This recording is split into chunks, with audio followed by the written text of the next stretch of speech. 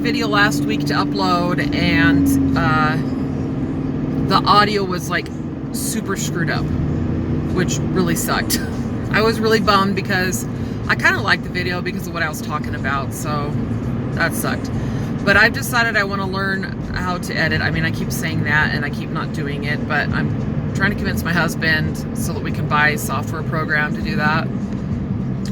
Anyway, what I was talking about last week with the video that got ruined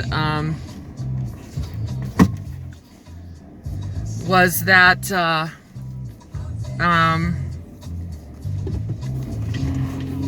well, about like how I have like a little fire that's burning in me. I've always had like a little fire that's burning in me, and at different points in my life it's been like a huge fire or like a bonfire going on, and sometimes it's been like a spark. That's all that's been left. And sometimes it gets discouraging, and sometimes, you know, life gets really hard and things don't work out right. I mean, I guess it happens a lot more than things working out the way I want or the way I planned. But what I'm trying to talk about is that, like, I had goals and dreams and stuff, you know, and I've talked about that before, and I used to be in better shape and healthier and felt better and had more energy, and my fire was just going and I was doing really good. And well, what happened was, you know, I got married, and well, before I got married, things didn't work out the way I wanted. Life was hard. It was very, very difficult, and I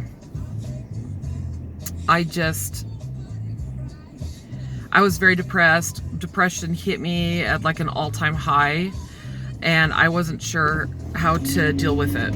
And except what I did do was I turned to God and prayed all the time, studied scriptures like all the time, went to church,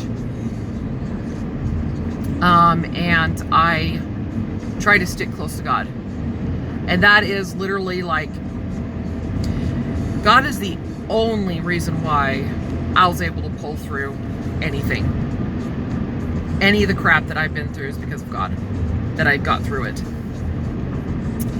And that is a fact. And you know, some people, they don't believe in God, or they believe in like a higher being. They call it something else, you know. Some people might say Mother Nature or universe or just the spirituality or Buddha or whatever. But to me, God is real. He's a real person, and that he is more than just a spirit. He actually is living, but he's perfect and immortal. And he loves us all, no matter what we do. Complete unconditional love. He does not purposely like punish us and make us suffer just for his purposes. I mean, just for his like entertainment, or because he just got an itch in his side, or because he got mad at you. He doesn't do anything for any of those reasons at all. I mean, he wouldn't be perfect if he did that. He would not be perfect if he got any kind of satisfaction or enjoyment watching his children suffer. A perfect parent does not like watching their children suffer. A perfect parent loves their children and wishes that they could take the pain from them, and wishes that they can help them and guide them and make decisions for them. And it's really hard for, I mean, being a parent myself, it's really hard for parents to give up that control, that power over their kids, you know, because we cannot make our kids do anything. I know some parents try, lots of parents try to force their children and control them, and it usually backfires in some way or another. But what a good parent does do is they teach their children. They teach them right from wrong. They teach them what's good, what's bad. They teach them how to be successful and how to be happy. They give them the tools that they need to make it and get somewhere in their lives and feel that they're somebody important, that somebody special, that they're loved, that they're wanted, that they're accepted, you know. And the children, it's up to the children to accept that or not. It's up to us as children to choose to accept what we've been given by our earthly parents and by God. If we choose not to accept what we've been given, well, there's consequences to that, natural consequences that, try as we may, we aren't getting out of it. We aren't getting out of those consequences. We're going to face them. It's just a natural law. It's a natural way of things. If you get in water, you're going to get wet. If you take a step off a cliff, you're going to fall. If you don't eat, you're going to starve. I mean, those are natural consequences. Just like if you lose your temper and get angry and lash out at someone, you're going to hurt them. Whether it's physically, emotionally, mentally, you're going to hurt them. You're going to hurt yourself too.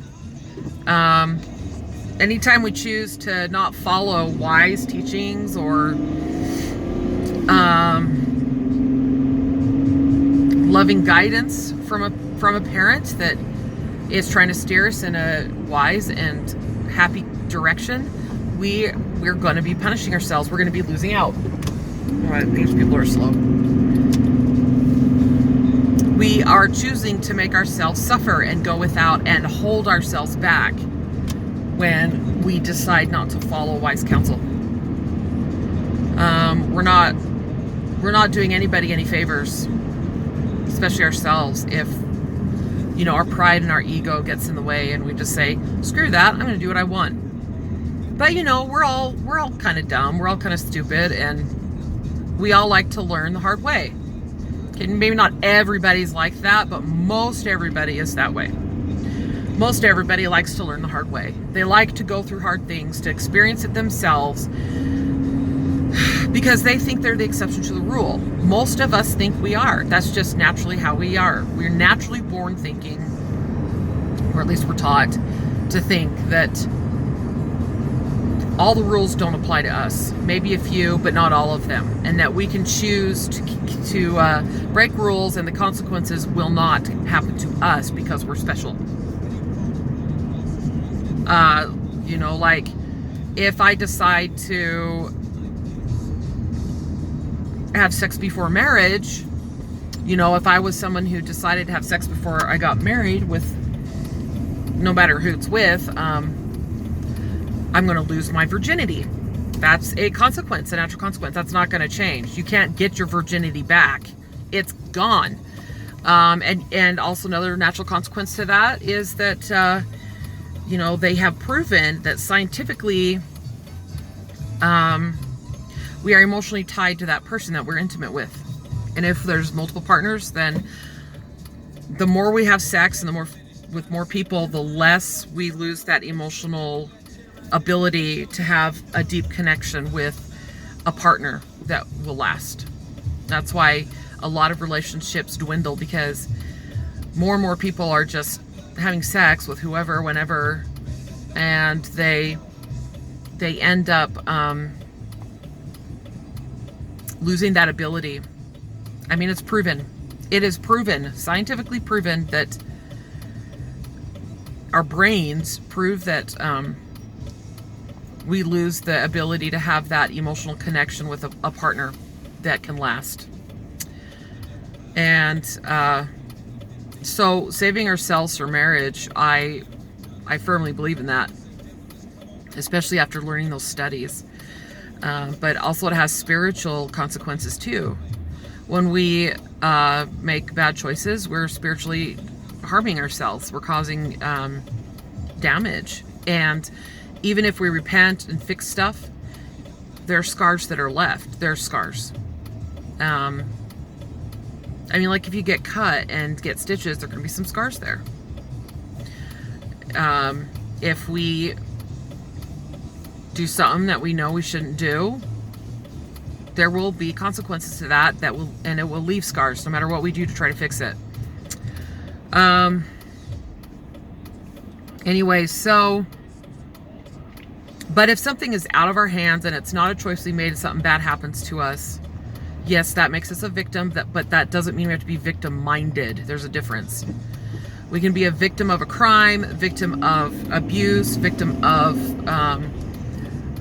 horrible circumstances or situations, victim of life or bad health. But that doesn't mean that we have to be victim-minded and feel sorry for ourselves. And it doesn't mean that we have to continue living like, oh, I'm so beat on and picked on, my life sucks, everything bad happens to me. That is a victim mentality. And that will stop our progression, and then we will attract more problems. And we will notice the problems more instead of just letting them go and moving on and growing from it. But when we are going through hard times that we did not bring on ourselves by any choices that we made, you know, at least knowingly, we still suffer consequences to things, whether something was intentionally done or non-intentionally done by somebody or by ourselves. Oh, come on, lady. She can't park. So the thing is that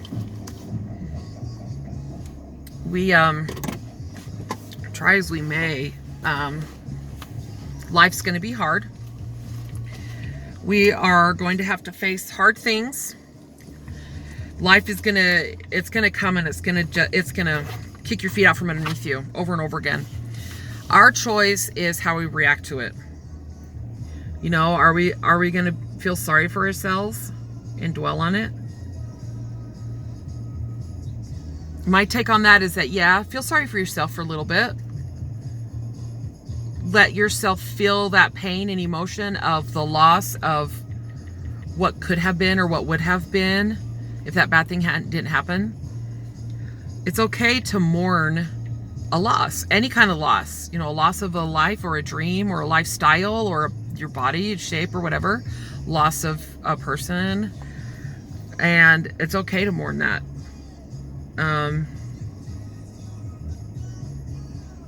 It's part of a grieving process. And if we don't allow ourselves to mourn a loss, it's going to come out in some other way in our lives that will make our life harder. You know, depression, anxiety, PTSD, hard-heartedness, coldness, misery later on, bad health. So, oh girl, don't stare at me. So, here's the thing, like, we can choose to learn from whatever it was that happened to us or is still happening to us. We can learn to adjust our attitude. We can learn to accept what's going on and forgive ourselves. Because trust me, when something bad happens to us, there's a part of us that blames ourselves and thinks that we did something wrong, that we're being punished. And that's why we need to forgive ourselves, because the truth is, it's not that we deserved it. I didn't deserve to get sick and have all these health problems and put on a ton of weight. I didn't deserve that, right? But it still happened. And so what I have to do is forgive myself and be like, okay, yeah, life isn't the way I wanted it to turn out, but I can still love myself and say, you know what? It's okay. I didn't do it to myself. And even if I did, I'm not perfect, and nobody's perfect, and we can make mistakes, or bad things are going to happen to us, but I can choose to grow from it and become a better person, or I can choose to wallow in it and pull myself away from God and suffer more. Because that's the beauty of it, is that we can choose to hang on to God and let Him guide us or help us through it and lift us up and give us courage and encouragement and strength to get through it. Or we can blame it on God and lose that connection and lose that love and feel even more lost and miserable and unhappy and angry. Why not hang on to God through the hard things? Why? Why not? Our job is to get to know God better. That's our job. That's what we have to do. We have to get to know him better. And we do that by studying scriptures and by praying and by going to church and by doing things that, he would have us do, like serve others and love others and forgive others. When we do that, it makes us grow closer to him, and we feel better. We have more peace in our lives and better direction. We're able to see more clearly. But as soon as we start getting angry and resentful and unforgiving and giving up, we are literally putting a wall up between ourselves and God. And when that happens, peace just goes out the window. And so does happiness and joy. It is a recipe for pain and misery when we shut God out of our lives. Whether we think he's punishing us or not. The consequence of shutting God out is it's misery. It's loneliness. It's depression. It's pain. It's feeling lost. Being misguided. So anyway, that's just my 2 cents on that. My take on, how I feel about God and bad things happening to us or consequences and how we can choose to react to them. That's just like seriously a teeny tiny itsy bitsy part of my take on it. I have so much more I could say about it, but my video's getting long enough, and if you listen to me to the end of this, then oh my gosh, thank you. I applaud you. You're amazing. I love you. Anyway, I hope that you subscribe. I hope that you share my videos, that you like them. And if you have any questions about my beliefs in that regards or anything, just, post and I'll reply. I will always reply. So, and have a good day, everybody. And I'm going to try to finish my makeup so I can get into my doctor's appointment. And I will see you later. Bye.